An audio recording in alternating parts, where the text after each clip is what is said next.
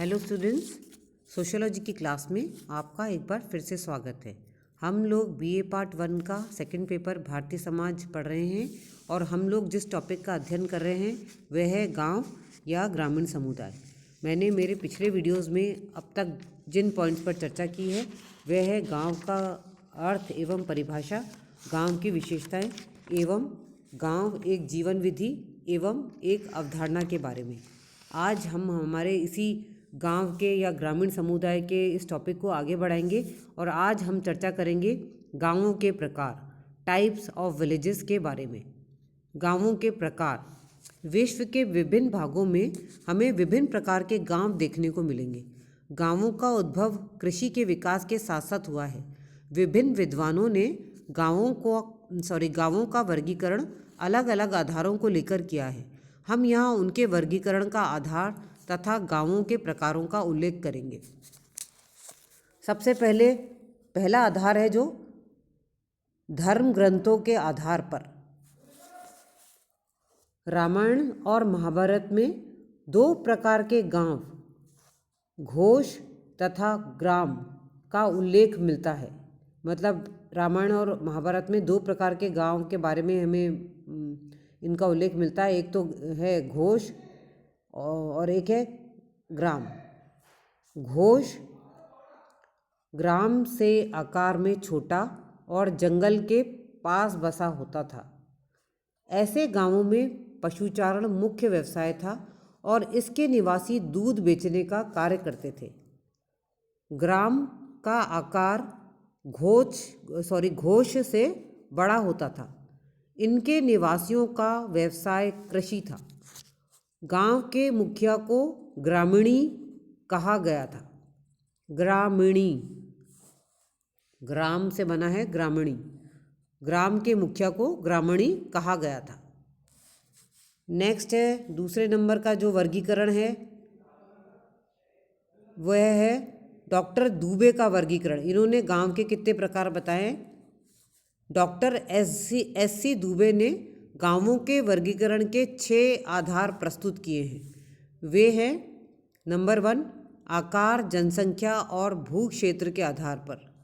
Number 2 प्रजातीय तत्व और जातियों के आधार पर। नंबर 3 भूमि के स्वामित्व के आधार पर। नंबर 4 अधिकार और सत्ता के आधार पर। नंबर 5 दूसरे समुदायों से दूरी के आधार पर। नंबर 6 स्थानीय परंपरा के आधार पर। तीसरा है जो वर्गीकरण H.J. पीक का वर्गीकरण। डॉक्टर पीक ने गांवों का वर्गीकरण मानव के भ्रमणशील जीवन से कृषि अवस्था वाले जीवन तक के उद्विकास के आधार पर किया है। इस दौरान मानव ने अनेक स्थायी और अस्थायी प्रकार के गांव बसाए। इसी आधार पर पीक ने गांवों को 3 भागों में विभक्त किया है। पहला है प्रवासी कृषि ग्राम, माइग्रेटरी एग्रीकल्चरल विलेजेस।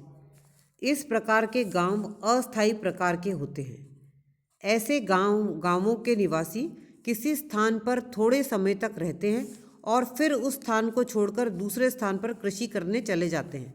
वे लोग कितने समय तक एक स्थान पर निवास करेंगे, यह भूमि की उर्वरा शक्ति, मौसम की अनुकूलता और जीवन यापन के साधनों की उपलब्धता आदि कारकों पर निर्भर करता है। यानी कि सेकंड, अर्धस्थायी कृषि ग्राम, सेमी परमानेंट एग्रीकल्चर विलेजेस। ऐसे गांवों में लोग कई वर्षों तक निवास करते हैं और जब भूमि की उर्वरा शक्ति नष्ट हो जाती है तो वे गांव छोड़कर दूसरे उपजाऊ स्थान पर जा बसते हैं। ऐसे गांव पहले प्रकार के गांवों की तुलना में स्थायी होते हैं। यानी कि तीसरा, स्थायी कृषि वाले ग्राम, परमानेंट एग्रीकल्चरल विलेजेस। इस प्रकार के गांवों में लोग पीढ़ियों से नहीं शताब्दियों से रहते आते हैं, वहीं कृषि करते हैं। इनकी प्रकृति स्थायी एवं रूढ़िवादी होती है। प्राकृतिक विपदाओं और आर्थिक संकटों को झेलकर भी लोग इन गांवों में रहते हैं। भारत में अधिकांशतः इस प्रकार के गांव देखने को मिलते हैं।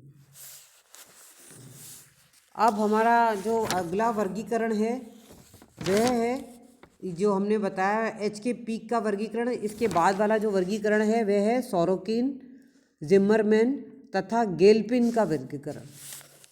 इन विद्वानों ने गांवों के वर्गीकरण के दो आधार बताए हैं। पहला है घरों के संगठन के आधार पर और दूसरा है भूमि स्वामित्व एवं सामाजिक स्तरण के आधार पर। घरों के संगठन के आधार पर गांवों को दो भागों में बांटा जा सकता है। पहला है केंद्रित ग्राम, न्यूक्लिएटेड विलेजेस। ऐसे गांवों में किसान घरों का एक झुंड बनाकर रहते हैं। उनकी कृषि योग्य भूमि गांव के बाहर होती है।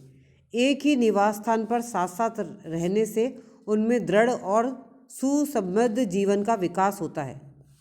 और इसी का जो दूसरा है वह है विकेंद्रित ग्राम, डिस्पर्स्ड विलेजेस। ऐसे ग्रामों में किसान अपने अपने खेतों के किनारे छोटे छोटे समूह बनाकर घरों में निवास करते हैं। उनके निवास स्थान बिखरे हुए होते हैं, अतः उनके सामाजिक जीवन में विभेदीकरण उत्पन्न हो जाता है। तो बच्चों, आज हमने चर्चा करी गांवों के प्रकार के बारे में। आशा करती हूँ आपको अच्छे से समझ आ गया होगा। आप इसका आज अच्छे से अध्ययन कीजिएगा गांवों के प्रकार का। आज की क्लास में बस इतना ही। धन्यवाद।